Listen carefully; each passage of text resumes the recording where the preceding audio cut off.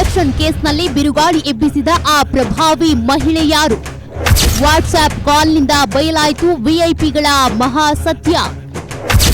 ಆರೋಪಿ ನಂಬರ್ 14 ಪ್ರದೋಷ್ ಬಾಯ್ಬಿಟ್ಟ ಆ ಡೆಡ್ಲಿ ರಹಸ್ಯವೇನು? ಜೈಲ್ನಲ್ಲಿರುವ ದರ್ಶನ್ ಗ್ಯಾಂಗ್ಗೆ ಶುರುವಾಯ್ತಾ ನಡುಕ? ಕೋರ್ಟ್ನಲ್ಲಿ ವಕೀಲರ ಹೈಡ್ರಾಮಾ. ದರ್ಶನ್ ಪರ ವಕೀಲರಿಗೆ ಯಾಕೆ ಬೇಕು ಬ್ರೀತಿಂಗ್ ಟೈಮ್? ಅಷ್ಟಕ್ಕೂ ಆ ಶೆಡ್ನಲ್ಲಿ ಅಂದು ನಡೆದಿದ್ದೇನು?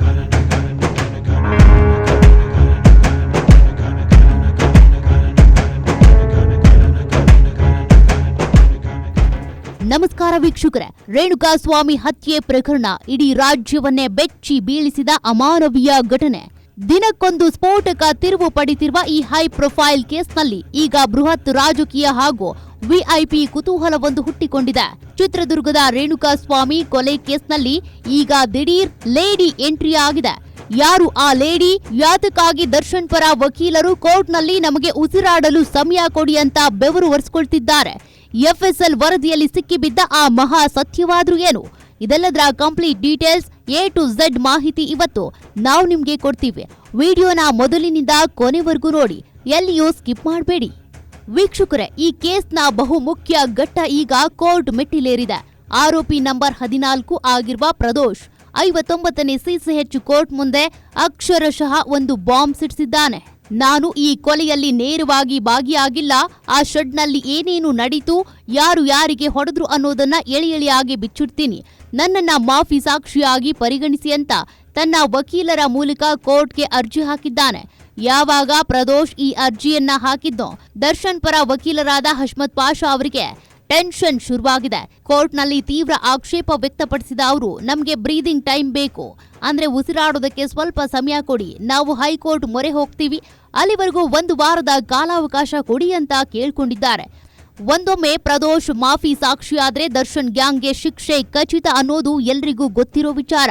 ಇದರ ಬೆನ್ನಲ್ಲೇ ಈಗ ಈ ಕೇಸ್ಗೆ ಮತ್ತೊಂದು ಬಿಗ್ ಟ್ವಿಸ್ಟ್ ಸಿಕ್ಕಿದೆ. ಡಿ ಕಂಪನಿಯ ಅಡ್ಮಿನ್ ಪುನೀತ್ ಎಂಬಾತನನ್ನ ಸಾಕ್ಷಿ ಬೆದರಿಕೆ ಹಾಕಿದ ಆರೋಪದ ಮೇಲೆ ಪೊಲೀಸರು ಅರೆಸ್ಟ್ ಮಾಡಿದ್ರು. ಆತನ ಮೊಬೈಲ್ ಅನ್ನ ಎಫ್ಎಸ್ಎಲ್ ಲ್ಯಾಬ್ಗೆ ಕಳುಹಿಸಲಾಗಿತ್ತು.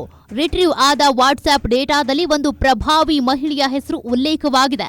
ಪುನೀತ್, ಗೌರವ್ ಶೆಟ್ಟಿ ಮತ್ತು ಕಿರಣ್ ಜೊತೆ ವಾಟ್ಸ್ಆಪ್ ಕಾನ್ಫರೆನ್ಸ್ನಲ್ಲಿ ಆ ಪ್ರಭಾವಿ ಮಹಿಳೆ ಜೊತೆ ಮಾತನಾಡಿದ್ದಾನೆ ಅನ್ನೋ ಸ್ಫೋಟಕ ಮಾಹಿತಿ ಹೊರಬಿದ್ದಿದೆ. ಯಾರು ಆ ಪ್ರಭಾವಿ ಮಹಿಳೆ?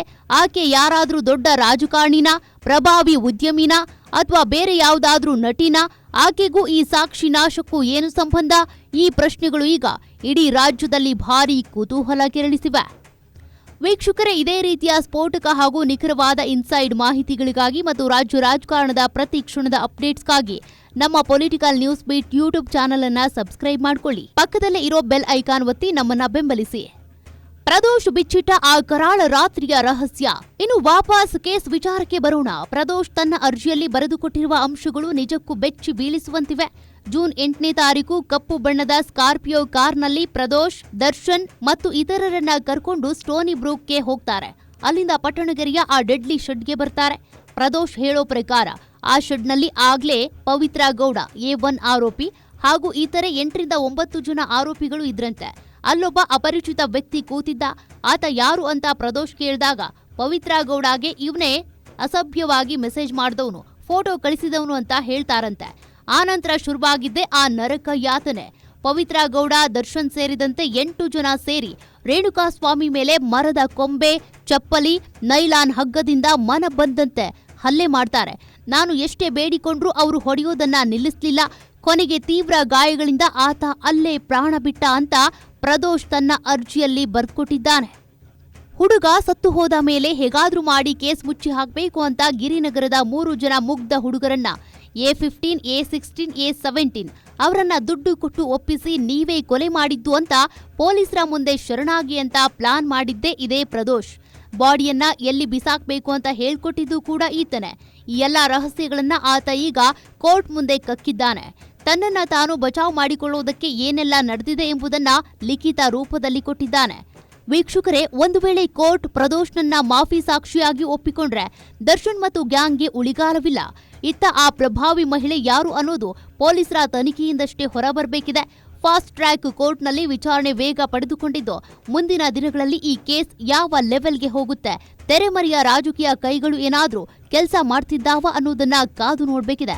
ನಿಮ್ಗೇನನ್ಸುತ್ತೆ? ಆ ಪ್ರಭಾವಿ ಮಹಿಳೆ ಯಾರಿರಬಹುದು?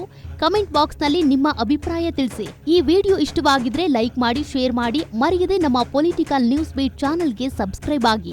ನಮಸ್ಕಾರ.